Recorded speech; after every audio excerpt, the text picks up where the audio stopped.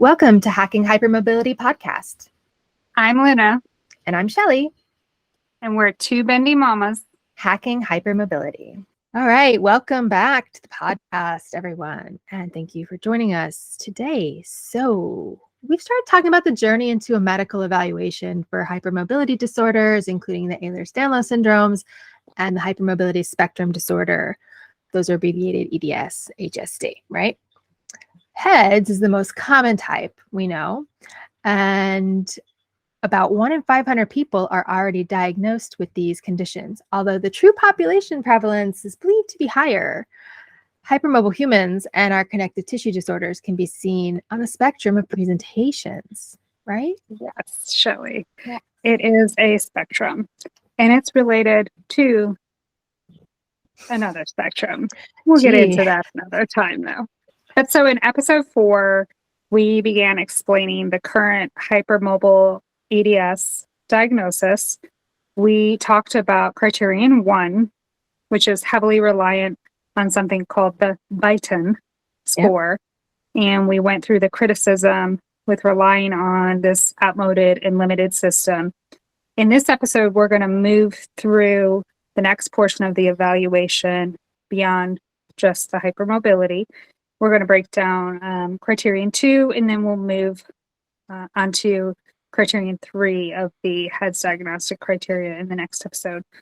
These criteria were intended to also identify the signs of other rarer disorders. Once your care provider has determined that you have generalized joint hypermobility using that scoring system, they will move on to the second criterion to determine if your presentation has signs of more rare inherited connective tissue disorders. They'll work through your personal history as a means to rule out other things. So remember, hEDS is a diagnosis of exclusion. So first, let's give an overview of those next steps or criterion. So to meet the second criteria in the hEDS diagnostic checklist, you have to meet 2 of the 3 features explained. They're labeled A, B, and C. Okay, so 2 of the 3, 2 out of 3 A, B, C. Okay. Yep. So these features are related to your symptoms, your history, and your family history.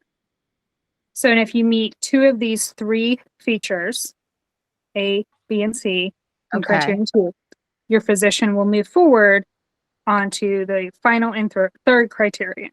Okay. Well, so some of these features are subjective, right? So it's make sure you are working with a physician who has some familiarity with connective tissue disorders. So Luna, can you explain these? Because let's give you like an overview of these, and then we'll talk about the details and explain the wording in this checklist a little more clearly for the general population. So this checklist is really written for medical providers, but we encourage you to read through it and go through it with your own personal history and make notes ahead of time for the evaluation so you're prepared.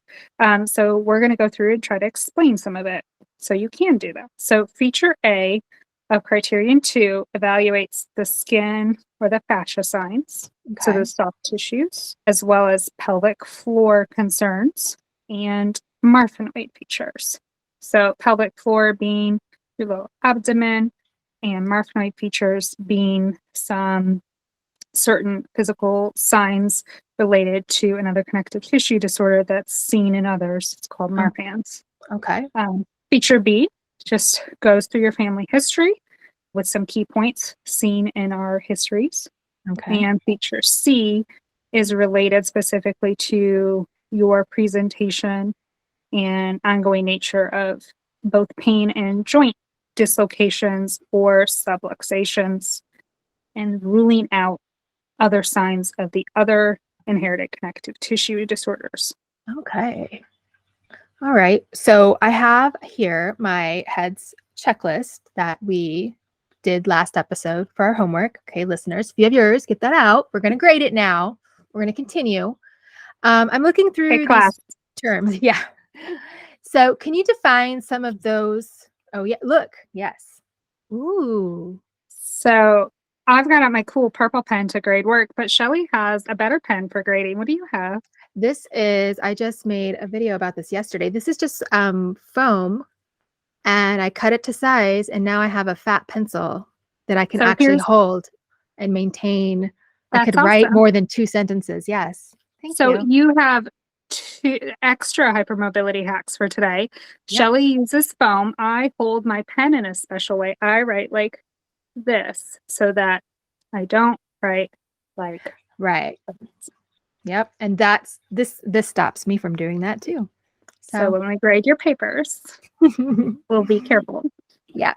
So anyway, what does marfanoid mean? Because I've definitely heard that word before, but Yeah. So it's like, just a medical term. It's an adjective describing some features, some okay. phenotypes, some presentations, generally to do with proportions.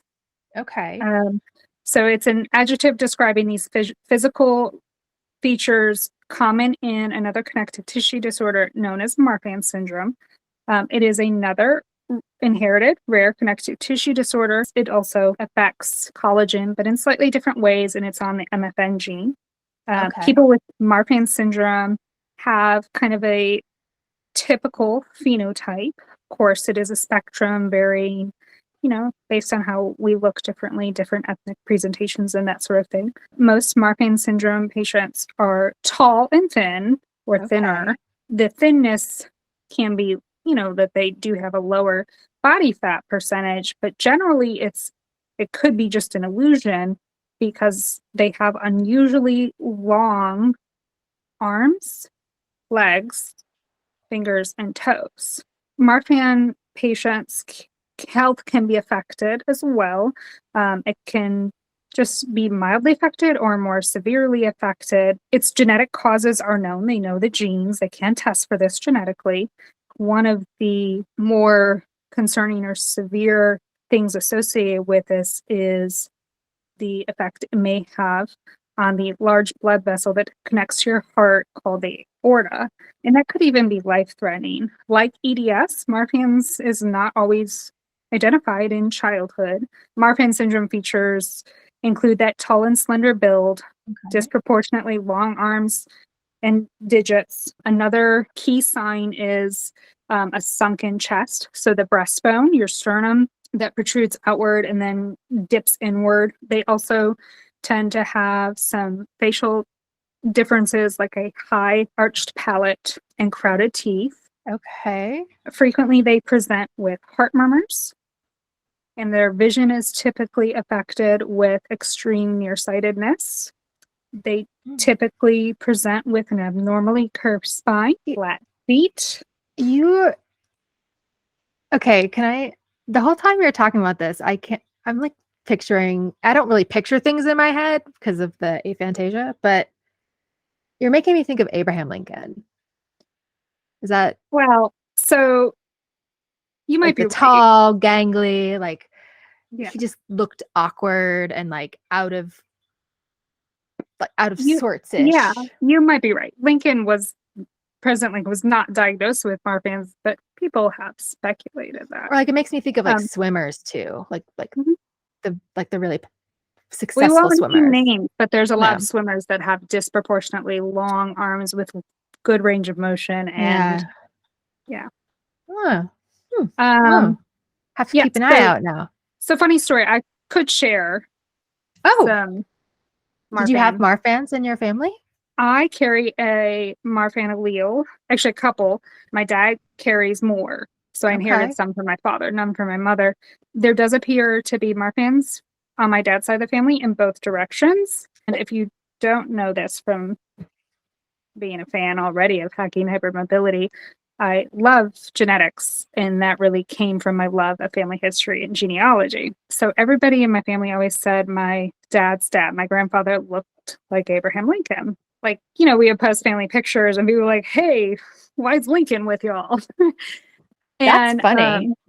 not only had that been like a running joke that my dad's dad looked like Abraham Lincoln, but when I was doing the family history research, I found one of his ancestors, and he literally just looks like a carbon copy of him. And I'm going to try to share on the screen. Okay. So on the right, the younger man is my dad. Okay. He was always really tall and gangly. He's a little overweight in this picture, so it's hard to tell. But he was, I mean, that's kind of what he was known for. It was just being really tall and gangly. And that's his father, also tall and gangly. Yeah, I can see it in his. I'm going to have to get some pictures of my cousin to show you. And that's not the best picture. It's just probably like the one I could find like quickly of both of them. Right. But so anyhow, everybody like would be like, oh, they look like President Lincoln. Okay, so this was. Oh, wow. Oh, wow. It looks exactly like my grandpa, except with different facial hair. And so, like, when I shared it with my family, we all laughed because it looks like my grandpa, but Yes. also looks like Lincoln. Yes, it has very a Lincoln-esque Okay. vibe And then to it. on the other side of my dad's family, this is actually his mom's side. This gentleman was over 7 foot tall. And I don't know if you can tell from the photograph, this was the 19th century. That was very unusual. Yeah. And if you look at his hands, they're very disproportionate. If you look at his arms, his legs, his face, everything is really disproportionate. Oh, yeah. And I can tell in our genetics that we have the Marfan's gene going from both directions on my dad's side. Those are just some examples of, I expect those are my ancestors with Marfan's. Yeah. I have no way of diagnosing dead people. Well, yeah. But Right. a matter of deduction in my dad's genetics, those are the responsible parties. So those are just some examples of like what we may look like. Squirrel. Done Squirreled. that. Okay, so we squirreled. Back to this. So what of those features of Marfan is on the checklist though? Because they can't just. Yeah, it's not everything because they are different. Right. And not every EDS patient has Marfanoid signs or all of these. But the Marfanoid things that are on the hEDS checklist are seen in hEDS or hypermobile EDS patients, maybe just not as severely. So you will see a lot of hEDS patients with these things on the checklist. Disproportionate and long arm span, wingspan. Your wings being longer than your height. Long fingers, of which Shelly and I both do. Yeah. My sweet baby zebra says I have witch hands, but she says they're bony, they're veiny, they never have any blood in them, and they're long spider fingers, and they're creepy. Yeah. So I have witch hands too, Evie. Sorry, not sorry. And they look like they don't have blood in them because I have Raynaud's syndrome, which non-diagnostic, but is associated and seen in many EDS patients. But the only part in that part of the posse was the long fingers. Other things that are Marfanoid include dental crowding, meaning your teeth overlap, you've had to have braces, you maybe had to have a palate expander, a high, narrow palate, so the palate arch, the palate is the roof of your mouth, is maybe, rather than being shallow and gently curved, it's high and narrow. Heart murmurs associated with MVP, not the most valuable player, a little scary, mitral valve prolapse. So this is your heart valves not being valvy enough. Dilation of the aortic root. And not to complicate matters, but you may not have all of those signs, and they can overlap with other connective tissue disorders. Those Marfanoid signs are associated with Marfan's, but can be seen in EDS and other inherited connective tissue. Why keep this simple and straightforward? No. But those are good indicators or signs that connective tissue is affected. Some of these features are seen in EDS patients, but they're not really diagnostic. They're just kind of like clinical indications or signs. They don't necessarily share all of the same other features either, but there's that overlap. So we may have Marfanoid features, like, you and I have those long Yeah. fingers, Yeah. just with like less severity or not as pronounced. It's important though that your doctor does a thorough physical exam and history to separate out warning signs of a more rare inherited connective tissue disorder.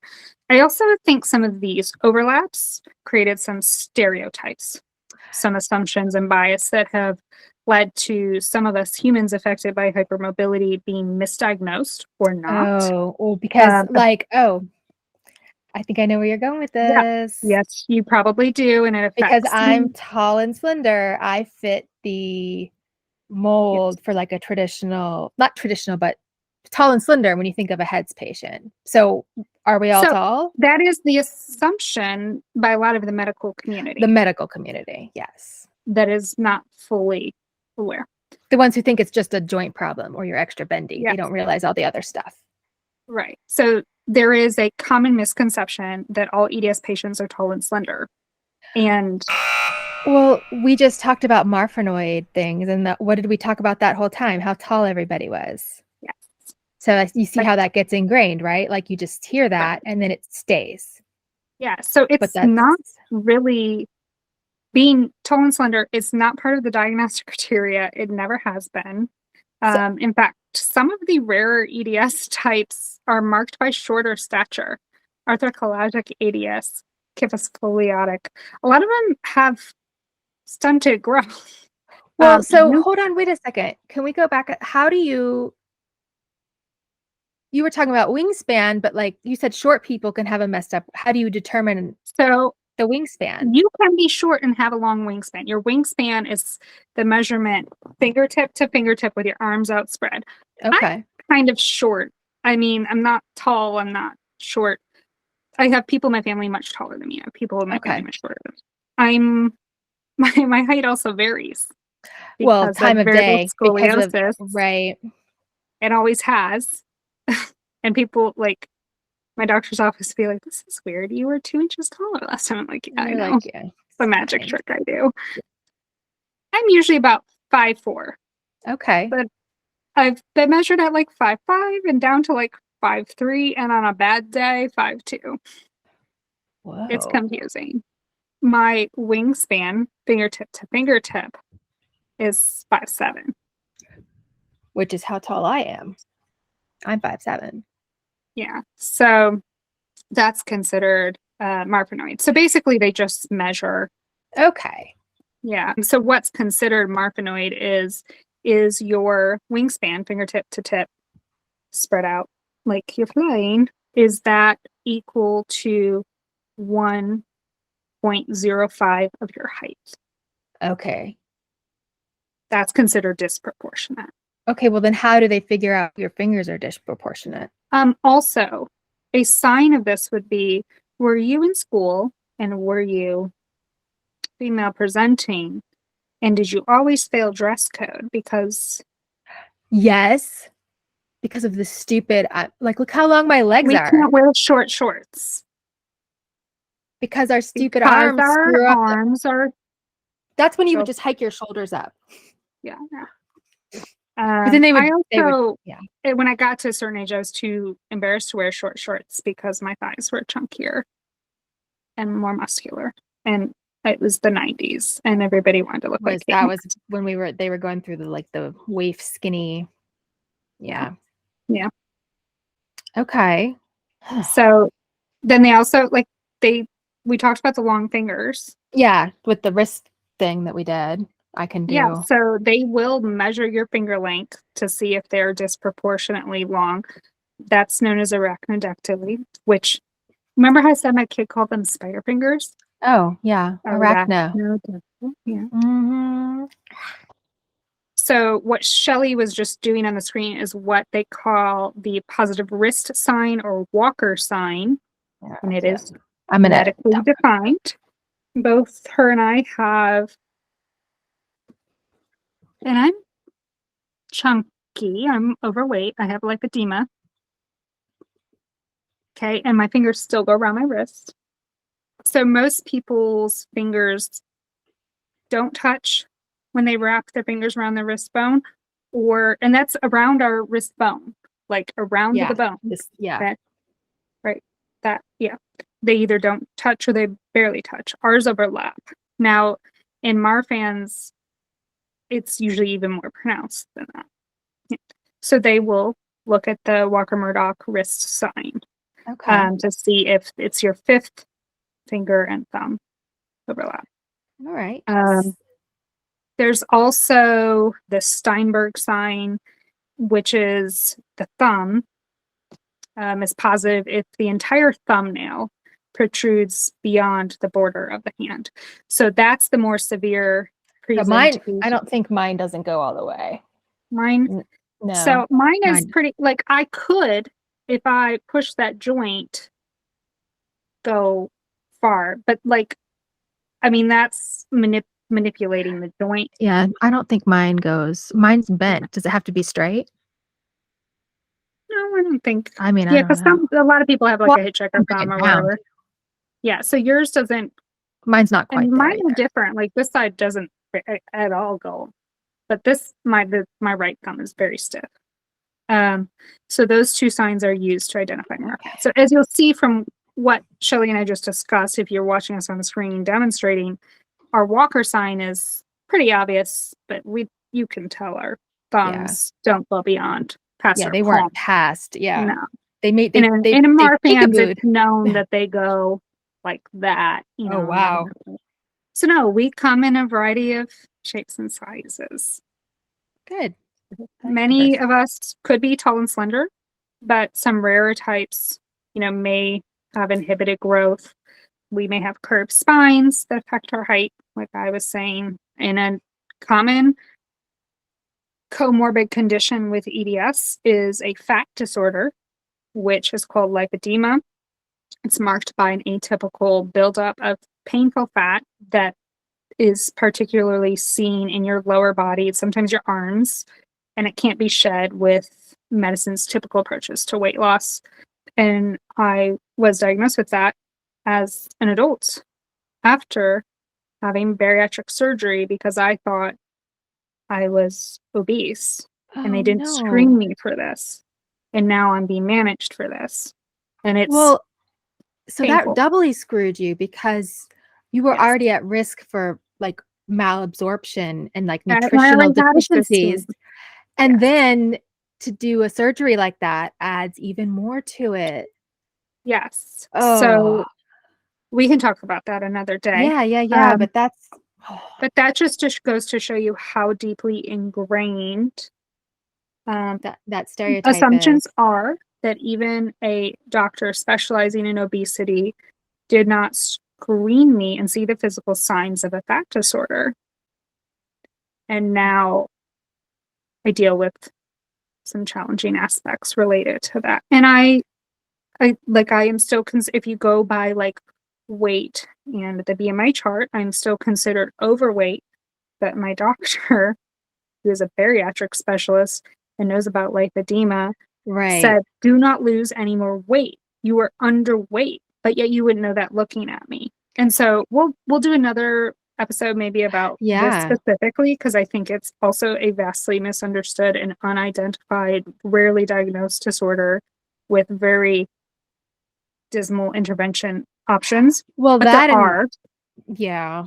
The classic signs are you carrying your weight in your lower body, being pear-shaped, having a skinny waist, skinny face, skinny hands and feet. LA face and an Oakland booty, as Sir Mix-a-Lot might say. Having fat deposits that don't have the typical shape, and having columnar shaped like legs, and then like having rings around like where your wrist and your ankles start. So like you can look at my ankles and like it looks like it swells and then all of a sudden they get really skinny. And that area is one of my most frustrating pains. Like it's physically painful from the pressure, and it creates neuralgias, neurological problems. So compression, do you wear compression socks a Yes. lot to help with that? Yes. Yeah. So that's the biggest. And I also have POTS, and I do think that they, I can treat both of them that way. So at least Yep. there's that. But there is no cure. And fat is a connective tissue. And so obviously there's a relation. We do not understand it yet. Yeah. So you also mentioned heart murmur, and I was recently diagnosed with a heart murmur, but I had never had one before. Does that mean they weren't listening before? Or how would you know? Like, did other doctors just miss it? Like, how do you know if you have a heart murmur besides what I just said, like someone listening? So heart murmurs can actually be somewhat commonplace, and it doesn't always mean that there's something seriously wrong. Okay. But typically a doctor will tell you that they hear a murmur when they're like listening to your heart with the stethoscope, that little thing that they, put on your chest and then listen in, right? So there's really actually a variety of causes, okay? It's not just like a genetic disorder. In this case, it's when the valves are malformed a little bit, and so they hear the blood whooshing through differently. Okay. So I was diagnosed with that heart murmur, and then my cardiologist, because I just got diagnosed with hEDS, sent me for an echo, and they said maybe this is where the murmur is. It said I had slight minimal regurgitation in my tricuspid valve. Would that be my murmur? Yes. Maybe? So a tricuspid valve is your heart valve, and it means it has three flaps. Okay. 1, 2, 3, try. So those flaps open as your heart beats. Yep. They whoosh the blood in. They close. They whoosh the blood in again. Okay. So what's happening when they hear that is those valves don't quite close all the way, or maybe instead of having a tricuspid valve, meaning three floppy things, you only have two, and so it doesn't close real well. It could also change over time. Okay, which is why I had never identified. I now have a whooshing sound that I never had before because my aorta has dilated, meaning that tube, that blood vessel connected to my heart. That's on this checklist too. The dilated. Yeah. That's okay. So what is that what you were talking about just now? Yes. Yes. Okay. So a dilated aortic root is when the blood vessel that's attached to your heart has a bulge near the valve that pumps the blood. So it's basically like that tube that connects to where the tube connects to your heart. That's where the valve is. Okay. Okay. So if that blood vessel has widened over time, dilated, expanded, now those valves are being pulled apart. They don't grow bigger. So now the seal may not be fully functioning. Oh, like if you stretch a rubber band just a little too far and you get that little. Yeah. Okay. So your aorta is the biggest, largest blood vessel in your whole body. Okay. How big is where aorta? I always imagine it's tiny. It's a honking big blood vessel. It's big. Yeah. I just always imagined it as being tiny because I think of my heart, but it goes like it's in your whole trunk, right? It's like and it arches down and goes it goes through the middle of your body. Okay. So it's this large blood vessel, and it feeds into your heart, right? So that affects the blood flow into the rest of your body, of course. That's why it's concerning. But if that blood flow is kind of slowed down there because of this widening, this dilation, the blood vessel stretches and bulges in one place. That bulge is that condition you may have heard of called an aneurysm. Okay. That's what an aneurysm is. So this condition is a risk in connective tissue disorders, including Marfan syndrome, Ehlers-Danlos, Loeys-Dietz. There is a risk that the aneurysm, that bulge, can create a blood clot. Okay. So that blood clot can travel, break free, and go to other organs and even burst. So that is why this can be so concerning. And this is a risk in the EDS variants, not just the vascular EDS variants, not just Marfan's. So that helped me understand my grandmother. She had an aneurysm in her brain. My grandmother did as well. And they clamped it. So was that they just like pinched it off so that it wouldn't break free? Is that what Yeah, that meant? they I never basically knew when just they said clamped it. I'm like, they you just know, they literally probably just stop the blood cauterized flow it there, or so it's okay. not gonna burst. And there are other health and lifestyle causes for these things, but yes, EDS patients, connective tissue disorders cause a much greater risk. Cardiovascular risk is our biggest risk, and that's why all hypermobile patients should have what you said you just had. I just had it. We Yeah. have, and my daughter has a cardiologist, and she's going to be screened for the rest of her life, same as me for this. It's called an echocardiogram. An echo, it's an easy procedure, right? You just had yours done. Yeah, it was Was it pretty scary? easy. No, and it took Yeah. like half an hour, not even. And So, speaking of Marfans, when my daughter went to the pediatric hospital that we go to, yeah. the echo tech, which is a great career, by the way, the echo tech was a Marfan patient, and he recognized us on the spot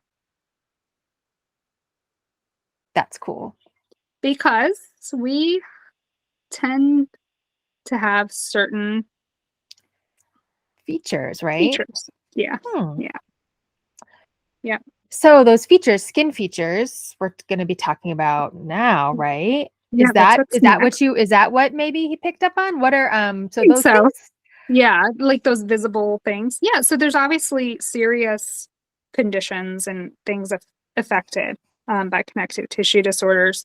But some of the signs are superficial, these visual ones that we see. And this next part of the criteria, we'll talk about the skin features. So in addition to these features that overlap with Marfan syndrome, there are some additional signs and criteria too that are commonly seen in hEDS. And so the first thing we're going to look at are all these skin manifestations. Okay. Now, so let's dial back. What is Ehlers-Danlos syndromes? It's a variety of genetic mutations across all the recipes for collagen, right?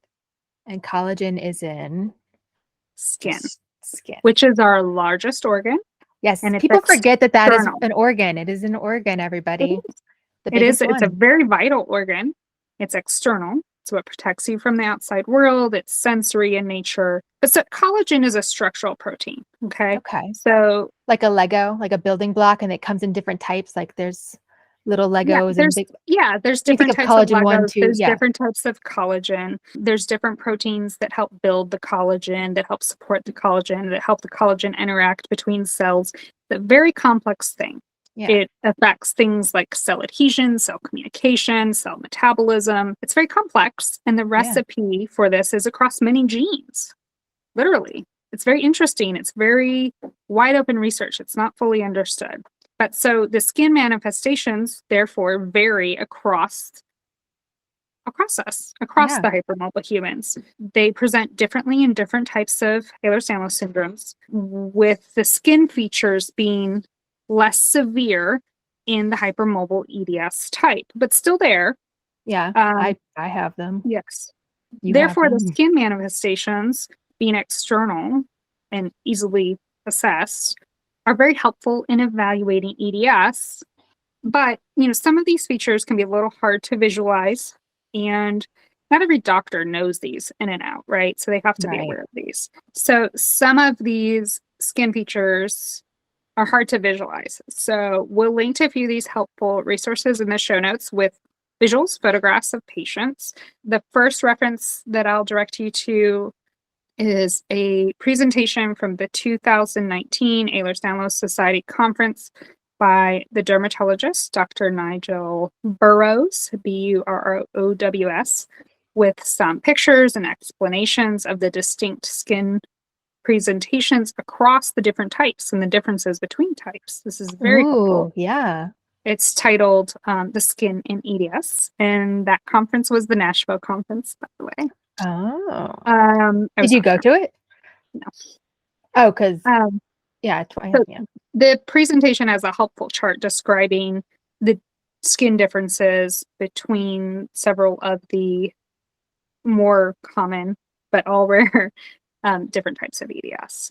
The second reference is a medical article from Dr. Castori, who we've mentioned before, with some pictures as well. The third one is a helpful slideshow presentation from Dr. Franco Manco, who we have referenced in our citations before. Yep. And this particular presentation is just about classical EDS.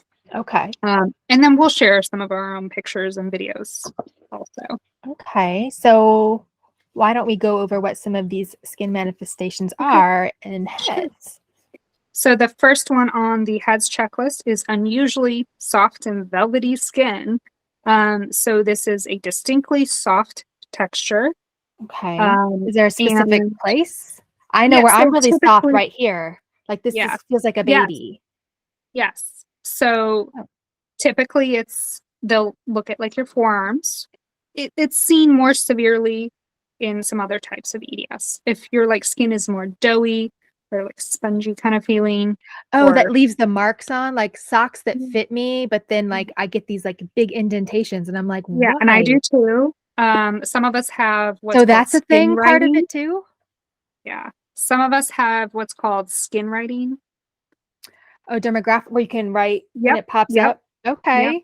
Wow. When my baby Zebra was born, the day after she was born, I was, you just admire your baby. Yeah. And I was like, what? Where are all these red marks on her? Is she okay? And then I realized it was just indentation from her onesie and blankie. And so I took it off of her. And I was like, oh my gosh, is she having a reaction? And then so I'm touching her bare skin and it's leaving welts. Oh no. And she was, sound asleep, perfectly calm. It obviously wasn't hurting her. Yeah. And I was like, guess I shouldn't be worried about this. But I could like write letters or shapes and it would stay there. Wow. And to this day, but then anyhow, I realized I have the same thing. But she was a baby. So like you're looking at the precious, unmarked, untanned skin. Right. Like the freshest. It was very, and it was just possible. Very noticeable. And I, of course, like my immediate panic was, oh my gosh, this poor baby's having a reaction. Why is her, like, who hurt her? Oh. No, she was fine. Perfect. So I have pictures of that too. It's just for day one, there were signs. Mm-hmm. Yeah. The next skin sign is mild skin hyperextensibility. That means skin stretchiness. Okay. Stretchy so skin. like stretchy skin is more pronounced in the more rare types. Skin hyperextensibility just mean that your skin stretches off of your body beyond what's typically seen in, non-connective tissue disordered people. In hEDS, it doesn't seem to be as severe as in other EDS types. But so this again is very subjective. How do you know if your skin's stretchy enough? So like this feature really has not been studied enough to have a lot of data to objectively measure. So again, this is subjective, but some practitioners will likely measure how far your skin pulls away from your body. And they'll do this they'll pinch your skin and pull it off of the hairless part of your forearm, the underside. Yep.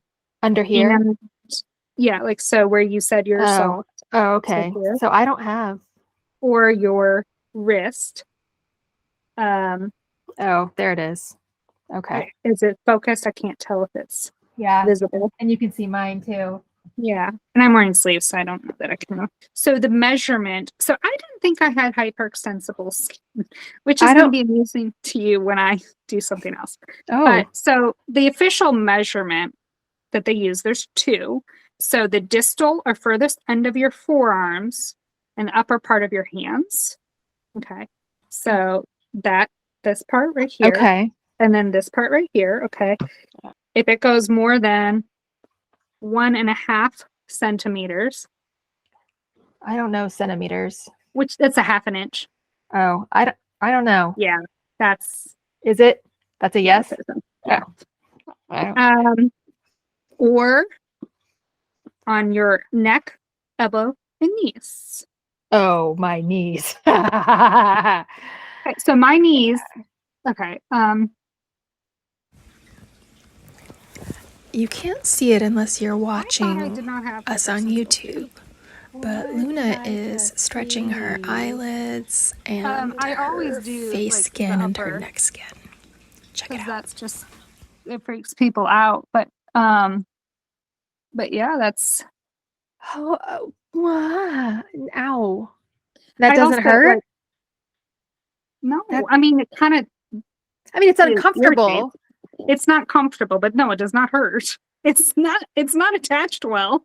I mean, yeah, And I as mean, I've gotten older, I've gotten very self-conscious of, like, I feel like I'm melting. you don't look And like you're I'll, melting. yeah, so we are blessed. Many of us in EDS have skin that either looks more wrinkly or younger. It's like one or the other.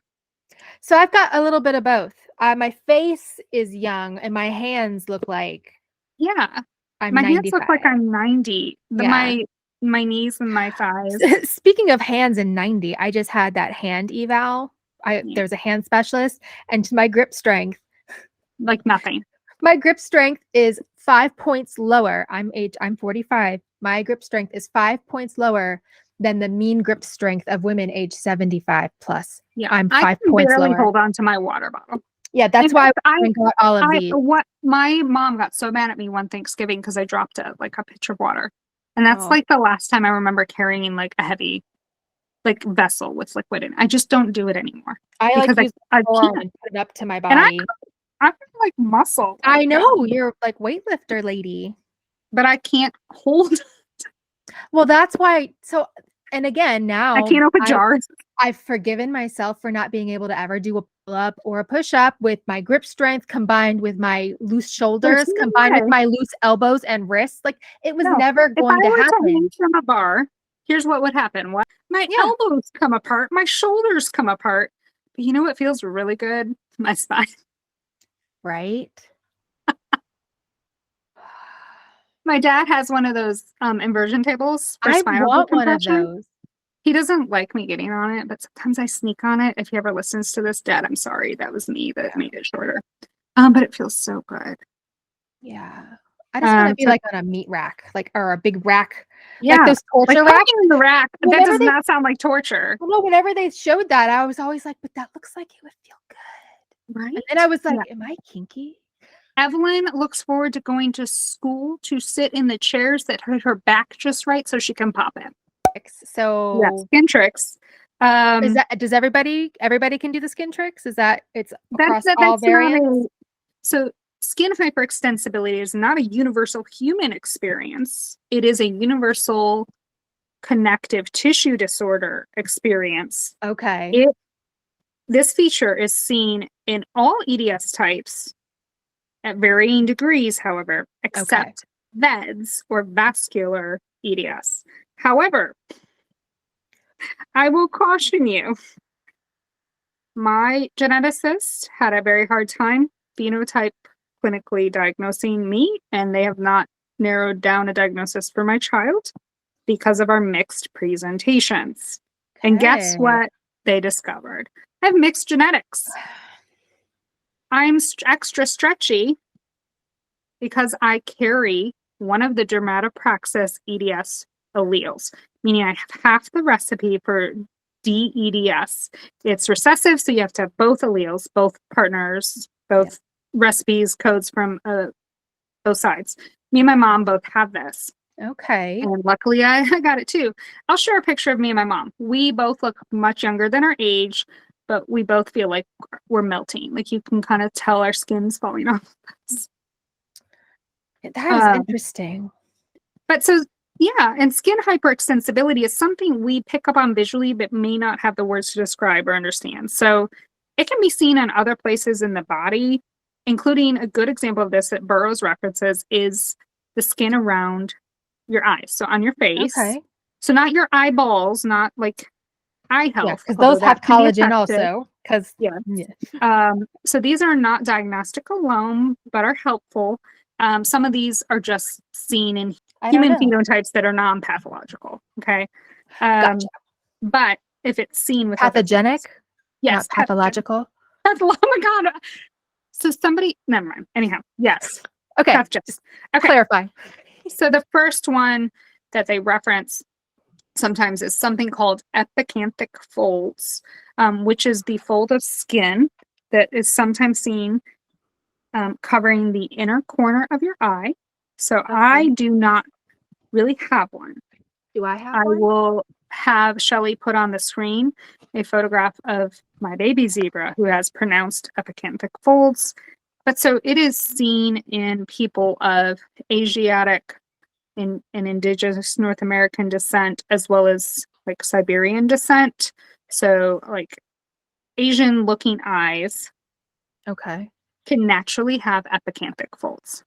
So this can be confusing. That's why on its own, it is not diagnostic. Okay, but if you have some of these other things and this, it kind of points to. And I mean, Okay. I've made a video of this, and I'll have Shelly link to it or show it on the screen. My daughter has epicanthic folds, and she has both indigenous and Asian descent.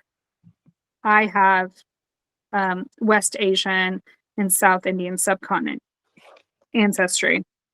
My sister has what we call the Asian eyes in our family. Some of us have Asian eyes, some of us just look like me. I don't have that.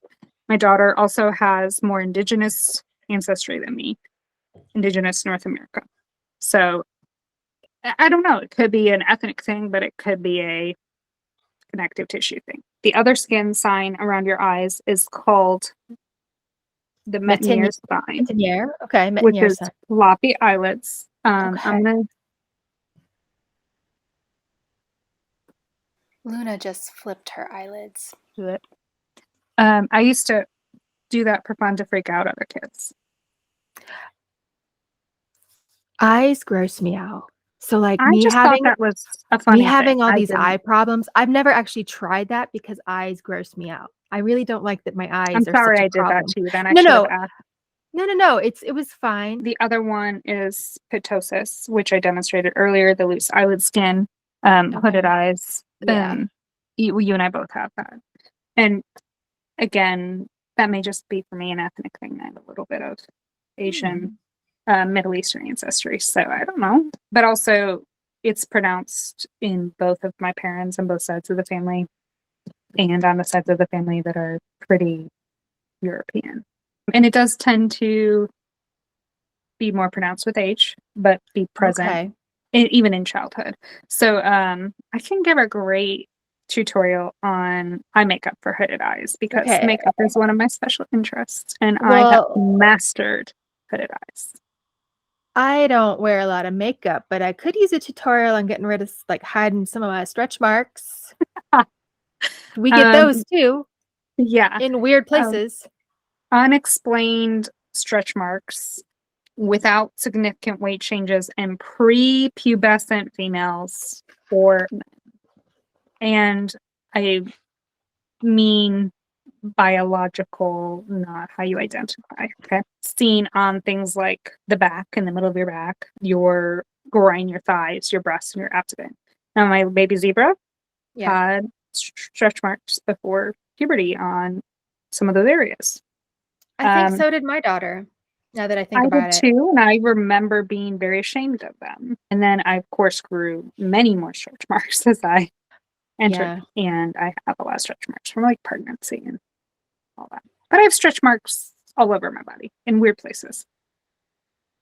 Not weird, but like I even have. You can see stretch marks, and like weird skin texture underneath my skin in my like neck, or not my neck, but like this part where there's like no fat, like kind of like under your collarbone.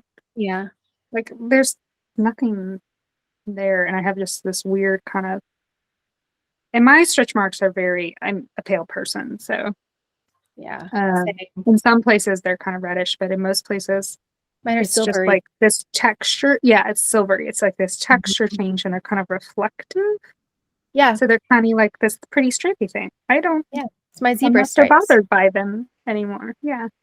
A lot of us that are majorly affected by hEDS are assigned female at birth. So like we kind of don't need this unless we like remember historically or we're being assessed prepubescent. Another skin sign is atypical scarring. Okay. That's like the scars that pop up, like a keloid scar type. It could be keloids, but typically one term you'll see is atrophic or thin scarring, differentiated from those seen in classical EDS. So atrophic scars are those thin scars that kind of are more depressed. The skin's thinner where it's scarred over, and it has to be in 2 or more sites. And in the classic type, they have identified scarring with more severe atypical presentation, known as I can't speak. Papricious? Papricious. Thank you. Is that right? Yes, I think so. Oh. And or hemosiderec. Papricious is paper-like. Okay. You also see it referenced as cigarette paper-like. Okay. But a lot of us have no context for that because not as many people smoke or roll their own cigarettes. Right. Yeah. But so it's very paper-like thin scarring. Hemosiderec means bruise-like, very dark, looks like an injury. Yeah, and then the thickened scars, like keloid scars are seen outside of the inherited connective tissue disorders, but hypertrophic thickened scars could also. So here. I'm glad you're doing again. You with the talking because I've been a wiggle worm this whole time. Good that you're wiggling because we need that. So that's kind of what those mean. So if your scars look different than other people's, meaning the skin doesn't quite heal right, it's thinner than the skin around it. It's like doesn't seem to close as well, or it looks discolored like a bruise. And in classical EDS, it's really pronounced. I mean, it really looks like a wound. Yeah, or that scar thickening. Okay, you really must have faith in my pronunciation of things. So what is this next thing says? It's bilateral pysogenic papules of the heels? Good job. Okay, so on your feet. Okay. When you're standing up, so you're standing, you're putting pressure down on your feet like you're just normal standing up. If you see little small spheres, little globules poke through the fibrous tissue of your skin on the side of your heel, kind of like a hernia, those are little bits of fat tissue popping out through the fascia. Well, that's really gross sounding. It is, right? Yes. So these can be seen in people without EDS and can be completely benign or they could be painful. Yeah, depending, I guess, on how they... Yeah, both me and my daughter and both my parents have these, and we are all diagnosed. Okay. I don't think I have these. I actually remember staring at my mom's feet and poking them when I was a little kid. That's funny. I don't know what those are now. Because to me, they were just toys.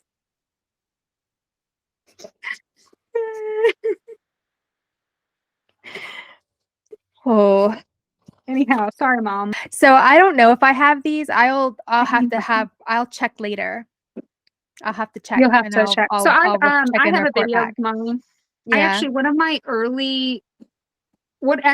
of the first videos of mine that went viral on TikTok was this, my video that I made of my heels doing this. It went viral because a lot of people have these and people were freaking out and getting mad at me and I could not handle it. And I was like, wait, what? And so like, this is one of those things that has been debated. Should this even be on the form? But it's just one of those like corroborating bits of clinical signs. Yeah. It does not mean you have EDS. It's funny that's the only sign you have. It's funny you mentioned that because my first EDS video that went viral, the EDS in sitting, that had like 3 million views, people were like, that's normal. I sit like that. Oh, no, that's not for EDS. That means you're gay. No, that's just my neurodivergent ass. And I just wanted to laugh and laugh and laugh and laugh because, yes. It's a... Yes. Yes, it is. That's funny. Anyway, but yeah, there were people who were like, this is normal. And like, I got overwhelmed by the comments too. And thank God I found Carol Claffin, who had the 3-minute video on sitting. So I made a 1 reply video. Did you notice they took away pinning comments?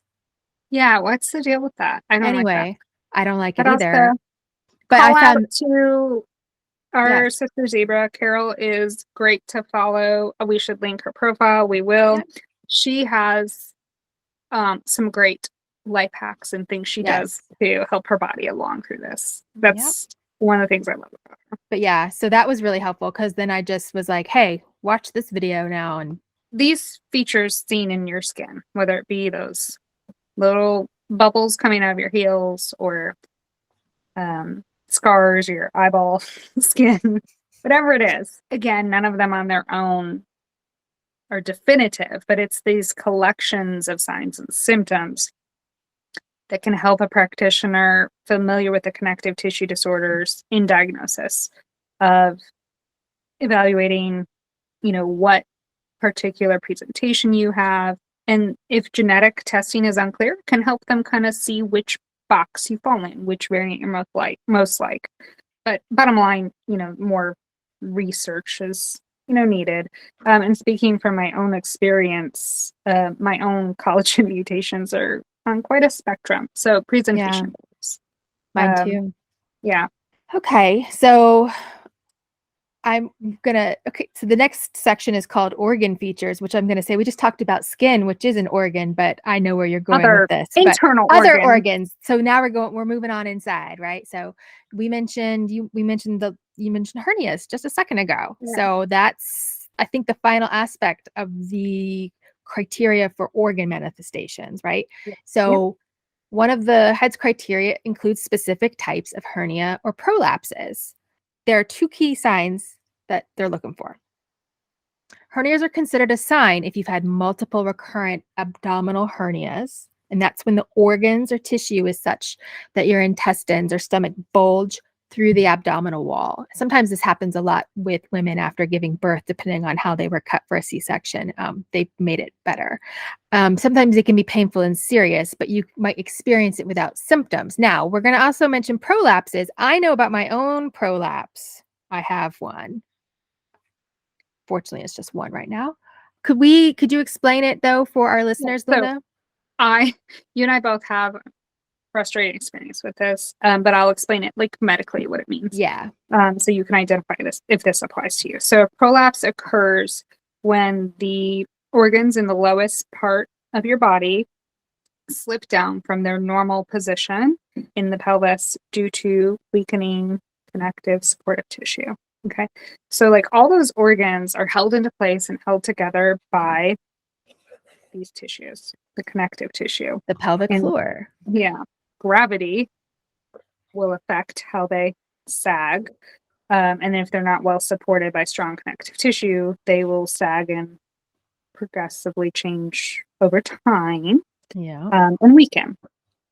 So the hEDS criteria includes the following specific features with prolapse. Okay. Pelvic floor, rectal, and or uterine prolapse in children, men, or women that have never born or children without a history of morbid obesity or other known predisposing medical conditions. Both male and female patients with EDS and HSD can experience a wide range of urogenital and pelvic complications throughout their lifespan, and it's not widely discussed. No. Because some people have, a little bit of body shame about it. And it really affects quality of life. The severity and range of these symptoms does vary, but reports show the most frequent complication of this issue in EDS, JHS, is with urinary complications, with over 40% of medical studies reporting one or more problems. Wow. If you had early incontinence, meaning unable to hold your urine, or problems with flow, or changing flow, or unable to get out your urine, particularly younger, before you had children. Also, incontinence with childbirth isn't normal either. You should have that addressed, by the way. Yeah. They just write it off like that. Oh, well, you had kids. Okay. No. And most it's still a problem. most health insurance in the United States covers pelvic floor physical therapy, by the way. Yeah. I've been there. Yep. So genitourinary malfunction in hypermobile EDS and JHS has been linked to things. These are some signs: recurring urinary tract infections, UTIs, incontinence and bladder disorders. So this doesn't mean just like you leak a little. It could be things like bladder diverticula, little bulges in your bladder, bladder outlet obstruction, bladder pain, painful urination, voiding dysfunction. And I'm going to explain to you my weird presentation. And it wasn't just young incontinence. It wasn't just, post childbirth. It was, if I bend over to brush my teeth, I will inevitably pee my pants. Really? And a lot of times if I sit down to pee, I can't pee. That happens to me. And what I've discovered, and what I found out later in life, is I was told I have a tilted uterus. So meaning the uterus is kind of squished. Mine's tilted. And so what happens is so all these things sagging down on it. And so it kind of pinches it off. But if I lean forward, it pushes on it and will squeeze out the urine. That's why when I lean forward, I can go. Yeah. And then combine that with my neurodivergent tendency to not stay hydrated. Anyhow. But so my little zebra had a lot of UTIs and it was freaking me out. Kitties. We have kitties all around us right now. Yeah. And that's eventually what they told us was she had bladder dysfunction. And I was like, oh my God, is somebody hurting my baby? Because that is a sign of well, this is going to be on the podcast, so that's a sign of sexual abuse and sexual assault. And I was like, I'm around at the time, surely they're not doing this at daycare. I would go at lunch and have lunch with her, and they were amazing. Yeah. And I had her checked, and there was no sign of that, no other emotional or behavioral sign either. It was just it actually made she potty trained late, despite having the complete intellectual ability. And so little signs like that in neurodevelopmental, so young children signs, but also as a teenager having these little signs of bladder dysfunction. So what about you? Do you have? I always had to go. I could never hold it. I was always a frequent peer before I had children. It only got worse after. My bladder prolapsed during childbirth. So mine, I went home with a cath bag. I went home with a Foley in. My ureter ripped. Oh, Jesus. There's your sign. Yeah. So yeah, my bladder prolapsed during childbirth, and it was never really right before, and it definitely hasn't been the same since. Not right since, yeah. Yeah. Yeah, fun times. And so that's something that we have some shame on.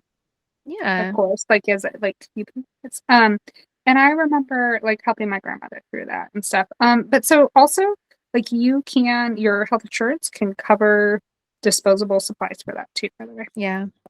There's another life hack. Talk to your doctor about it. A lot of us don't. A lot of women don't. I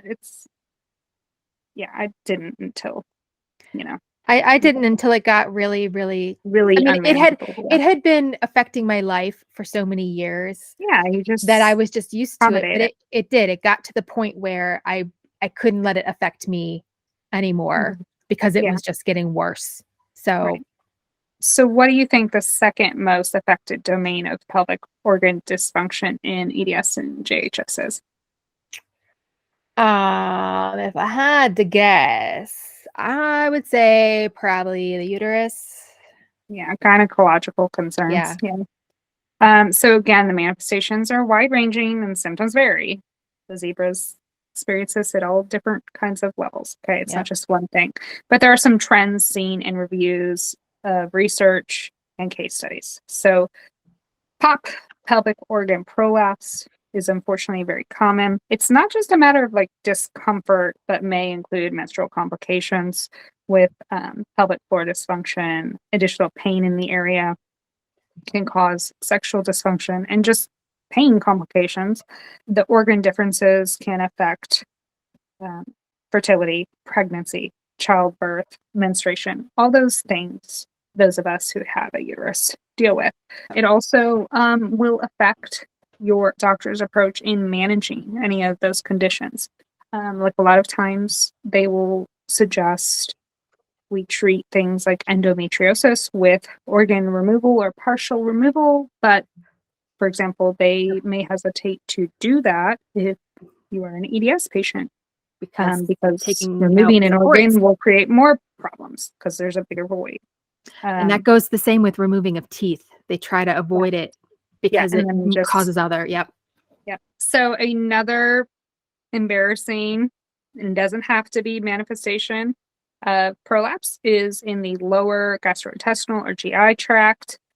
We can present with rectal prolapses. So we may experience either fecal incontinence or constipation, and both can be very uncomfortable. You may get hemorrhoids and all the fun things that go with that. It's really important to treat that. Don't be ashamed to bring that up to your doctor for assistance. Probiotics, fiber, a healthy diet can all help you manage. It doesn't mean you have to have surgery, but if you let it get bad enough, it may require surgical intervention, and that is a very hard thing to live with. Yeah, and it doesn't always take well or the complications after because of how our body builds collagen in response to healing from the surgery. Exactly. And in males, they have external genitalia, and that can be affected by prolapse tendency into their pelvic organs as well. Okay. And that can be excruciating painful. So my friend's son was born with hypospidasis. That's common in EDS, right? That is an example of a male She's a zebra. She's a zebra. Of the presentation. So the complexity of hypermobile anatomy should be considered. For example, an organ prolapse and associated pain can be connected to impaired joints of the pelvis. A lot of us have difficulty with our sacroiliac or SI joint. I do. Our low back, our coccyx, tailbone, our hips. The whole pelvis tends to be a little wonky. Additionally, these joint issues frequently present with weakening and or tightening of muscles in the lower back, the hips, the pelvic floor. A lot of times our pelvic floor therapy doesn't need to be focused on strengthening. It needs to be focused on relaxation. Yes. Which is what I learned. These tissues can experience severe pain disorders, such as heightened or dull sensitivity. And obviously that affects other sexual things. But so organ manifestations of hypermobility and connective tissue disorders are quite wide ranging. That's what we've said. It's all your organs, externally and internal. But only 2 features are specific on the hEDS hypermobile EDS criteria currently. Additionally, the research shows that these types of issues present in other types of EDS as well. So these signs are really not exclusionary. It's just, again, we're building a stack of symptoms, not just one. Okay. None of these features alone are really necessarily able to determine an EDS diagnosis. This is why it's so important to be evaluated by a physician that can put together all the pieces of the puzzle. The next part of the checklist that they use will help identify if your presentation should be considered genetic or inherited. Oh. Yeah. So this really just kind of all the doctors who think it's just a bendy problem, a joint problem. These organ issues can be just as debilitating, if not more so, and as far as affecting quality of life than just having like screwed up hands and knees and elbows, Yeah. This is really one of the most frustrating misconceptions and forgotten aspects of EDS. So it's not just the joints. I am the joints. That's me. But I don't really roll them because of these hands. So What we finished Criterion A part 2. Where are we? Okay, What's so we next? just went through I'm sorry, part feature 2, A. feature A. Yeah. Part 2, feature A of That was just Criterion 2. A. That was just A. How many of the things in A do you have to have? Just one of those things, maybe? To qualify. That's a weird word. No, so to meet To be eligible for this cash and prizes. Sorry. Okay, sorry. no. So to meet the criterion for 2A, you Okay. have to check off the box for at least 5 of those things. And there were 12, so you have to have. Okay. Yeah. So tally up so your then we score, move- everybody. So we move on through the alphabet. So 2B. Okay, so what is in the section of 2B or not? Okay. 2B. So once your physician has evaluated your presentation and history in the feature A section, they will then use your family history Okay. to determine if this is an inherited condition. So you're positive for feature B of criterion 2 if you have positive family history, meaning Okay. one or more of a first degree relative, somebody you're blood related to, independently meets the current criteria for hEDS. Well, that sounds pretty easy. Is that you just check a box? Yeah. So it's just one checkbox. Okay. Yeah, but it's an important piece of the puzzle, right? Yeah. Yeah. Okay. Well, I mean, I guess if it's in your family, that leads to say, oh, this is probably a genetic thing, which is when they decide if they're going to genetically test you. So, yeah. What? So that's why it's so important we say to, do your homework and get all your ducks in a row.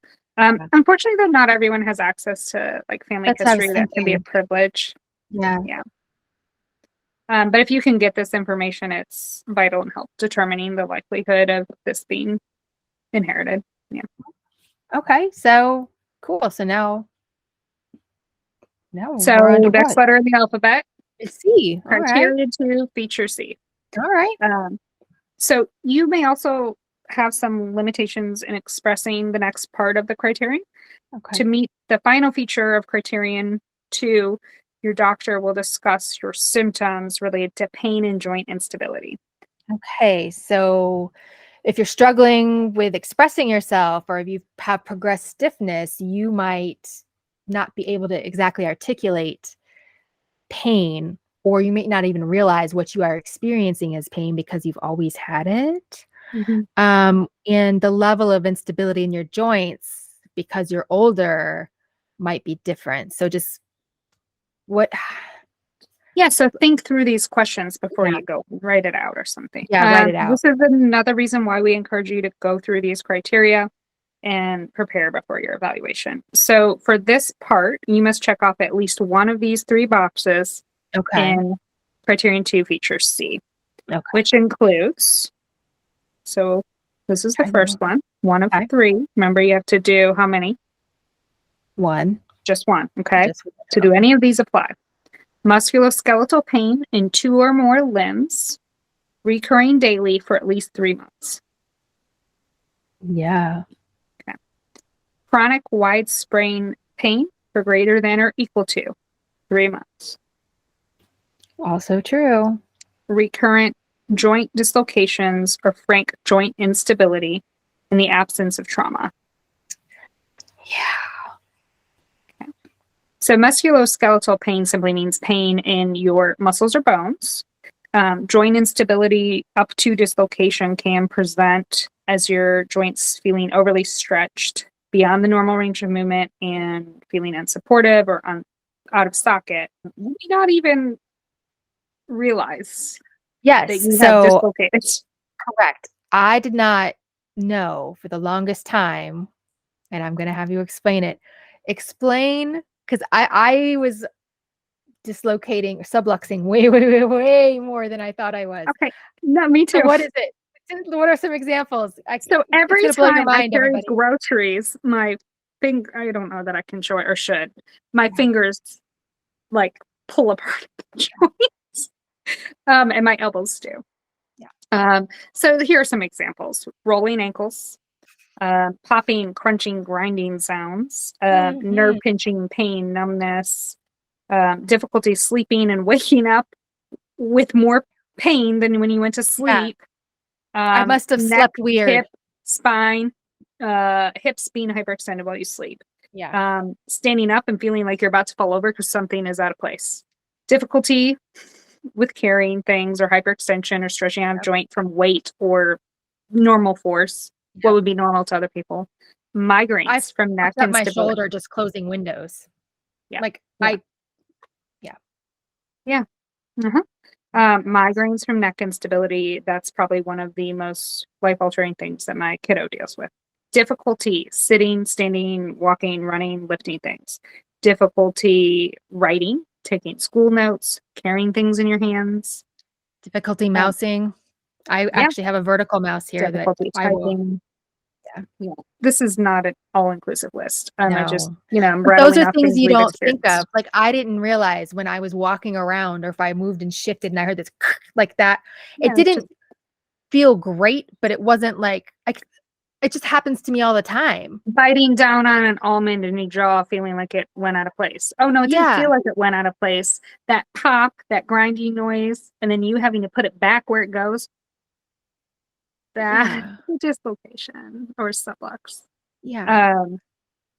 When you have to like, my elbow would get locked up until I did a and like reset it.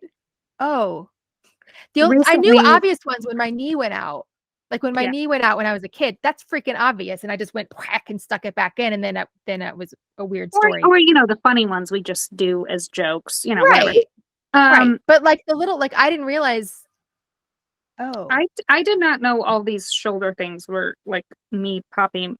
Like my dad taught me how to put my shoulder back in. I did not know that was like, because it was just that's something we did. I'd experienced since childhood. I did not associate with or know it as a dislocation.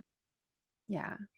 Like that didn't like it. That seemed like a medical emergency to me, and to me, it was just a daily frustration. Yeah. And like saying it out loud, I now realize how slightly insane it sounds. So you just have to have one of those things.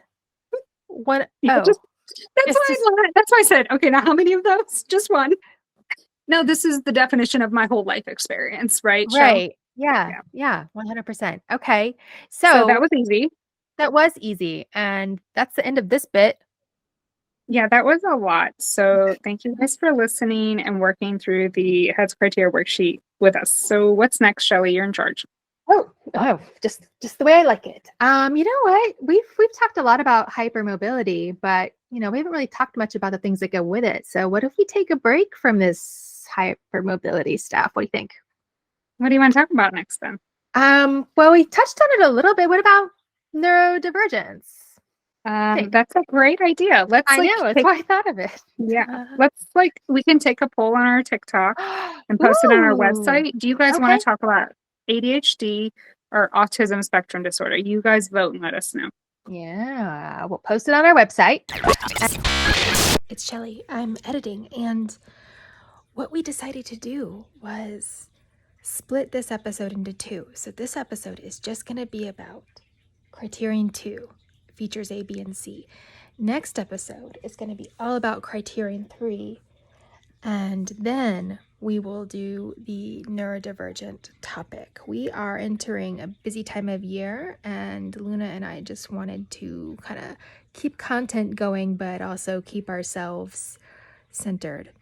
So there you go. Also, you may, if you listen to the next episode on Criterion 3, you will see that this ending is going to be the same, some of it, because we recycled it. Okay, bye. Yeah. So thank you for listening to the Hacking Hypermobility podcast. We would really appreciate it if you would take just a minute to share, follow, or leave us a review. It helps us grow the podcast and spread awareness. Yeah. Our little TikTok's growing. We're almost at 500 followers. Did you see? I checked. It was 444, which is a special number to me. And 4 is my favorite number. Oh, I love it. That's great. Yeah. Well, we're going to wish you a healthy hypermobility. Have a happy day, zebras. Bye, zebras.